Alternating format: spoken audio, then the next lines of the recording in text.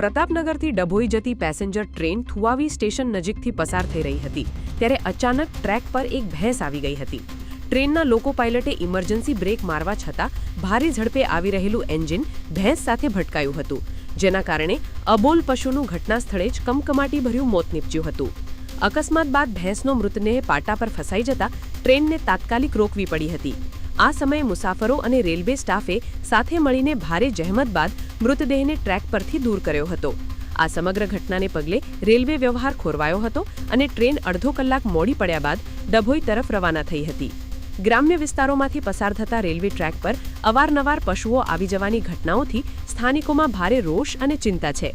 આ પ્રકારની ઘટનાઓથી માત્ર મોંઘા પશુઓનો જીવ જ નથી જતો, પરંતુ ટ્રેન પલટી જવાનો અને હજારો મુસાફરોના જીવ જોખમમાં મુકાવાનો પણ સતત ભય રહેલો છે. આગામી સમયમાં આવા ગંભીર અકસ્માતો અટકાવી શકાય તે માટે સ્થાનિકો દ્વારા રેલવે તંત્ર પાસે ઉગ્ર માંગ કરવામાં આવી છે. ગ્રામજનો ઈચ્છી રહ્યા છે કે સંવેદનશીલ વિસ્તારોમાં રેલવે લાઇનની બંને બાજુએ મજબૂત તારનું ફેન્સિંગ કરવામાં આવે, જેથી માનવ જિંદગી અને મૂંગા પશુઓને સુરક્ષિત રાખી શકાય.